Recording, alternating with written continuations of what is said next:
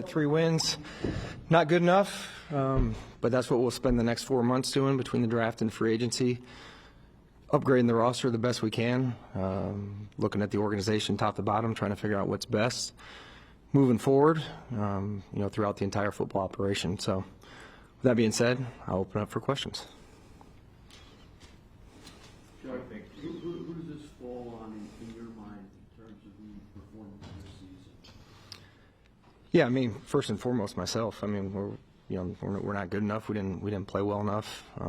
I've got to do a better job assembling a roster, with more talent, so we can go out and compete at a higher level. So I look inward, first and foremost. I know you thought otherwise when we spoke to you last time about whether you're going to come back. That you were pretty certain you would be back. And did that ever waver? And what did you think when you did hear the news? Today. No, that never. I don't know if you got, like Brian said, he spoke to John specifically and he was told he was coming back today. Yeah, no, it never wavered. Never wavered from last time we were here from my feelings there. So how much of your future success is obviously tied to bringing in a quarterback here in this offseason? Yeah, it's the most important position in football. And, you look at the roster right now, Tommy's the only quarterback on the roster. So that's definitely, important to any team in the NFL's success. So that's something we'll definitely be looking at. Where are you going to be looking at? What skills, what kind of characteristics do you? Yeah, I don't want to get into specifics on that, but we've done a lot of work on the college guys. John mentioned earlier that we'll look at free agency.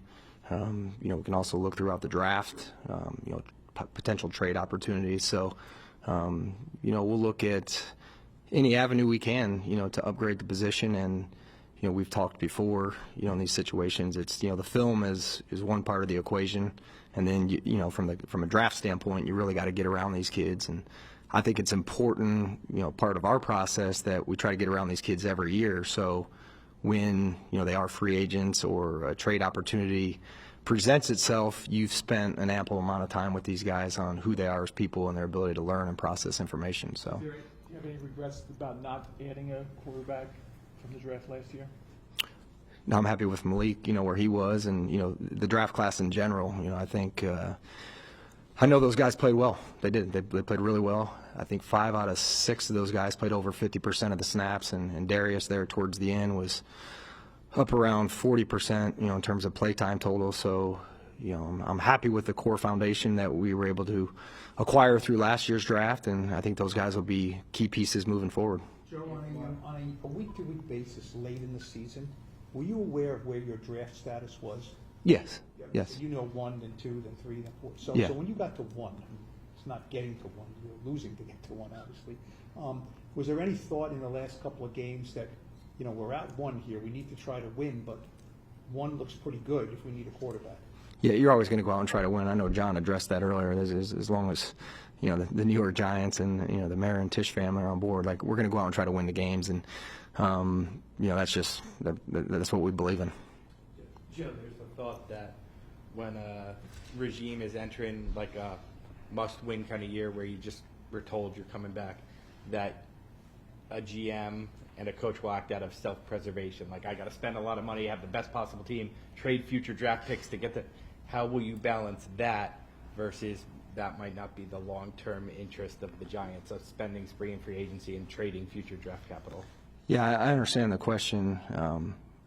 I've got a tremendous amount of respect for the Mara family and the Tisch family, and I would never do that. I understand we're gonna build this thing the right way, and I'm not going to do a Hail Mary for self-preservation or anything like that. We have a plan in place that we believe in, and we're going to stick with that. And again, I've got a tremendous amount of respect for ownership and what they believe in, and we have really good communication with them, and they understand where we are and where we're trying to go, and there will be no Hail Marys. You heard it all day that you won't get enough time to fully realize that plan? No. Wanted to turn around? Okay. Listen, we're here. We're picking 3rd in the draft. As we built this thing, when Daniel had the ACL a year ago, not knowing how he was going to come back, we also had to be conscious of what may be on the horizon. So, you're kind of working on parallel tracks. So we're sitting here with $40+ million in cap space and over 100 the following year. So some teams are in this situation where maybe they need a quarterback and, they don't have the financial pieces or the draft resources. So we're in good shape from that standpoint in terms of improving, the roster via free agency, trades, or, through the draft. And I've got a lot of confidence in, the people in the building, the process, and, I've got a lot of faith in the plan that we have in place moving forward. Joe, are you under the belief that you need to make the playoffs next year? No. Again, we got to continue to build it the right way, and if we have a really good roster and, you get close, and again, I think John said it to you guys earlier, progress. And we're at 3 wins. We didn't make progress in the direction we wanted to this year, and it's not good enough, and it starts with me, and I understand that. But, to have an ultimatum, you make the playoffs or you don't, that gets in a little bit of the question earlier, like it, that changes things, but that's not it. Like John believes in the people in the building, and Steve, and, they're giving us the ability to, to build it the right way. What were your conversations like with John on Friday? You said you spoke. Yeah, I mean, it was with Dave's was in there too. We're going to keep those conversations private, but they were productive. Good communication like what we always have. We, talk to John on a daily basis. So Friday wasn't like some out of the ordinary, situation. We have good conversation all the time, whether it's at practice, in the building, on the phone, whatever it is. So we have constant communication. No, you're good. You've referenced having faith in your plan, and obviously, on the outside, it looks like it's going backwards. So 9-6-3 wins. What is that? And what can you articulate that is going to give faith to the fans who are obviously paying money to come to these games that it is going to be different? Yeah, I understand your question. Again, it goes back to a little bit what I said. We're not digging ourselves out of a a financial hole or a lack of draft capital. Again, we made a decision with Daniel after that the playoff run, and the way we structured the contract was we're going to do the best we can to try to surround him with weapons, upgrade the offensive line, which we did this year, and see how far we could go with Daniel. And unfortunately, it didn't work out, but at the same time, we're not, our hands aren't tied behind our back financially.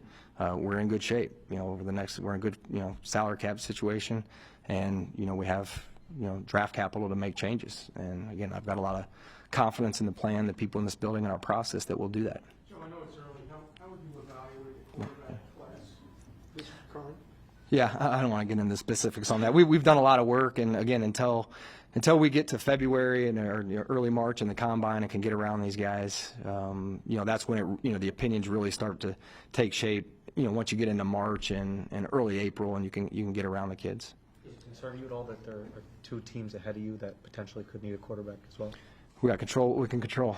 Nothing we can do about that. Joe, what did you think when you saw Shedeur throwing the ball with Malik in the streets? Yeah.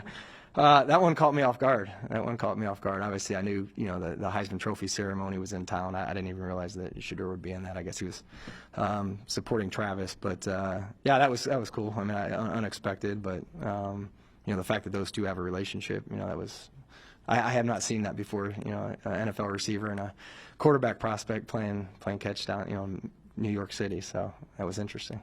Joe, then Shedeur then said something like, you can't go, when the week you guys had the number 1 pick, he said something like, can't go higher than number 1. I already know where I'm going, that kind of thing.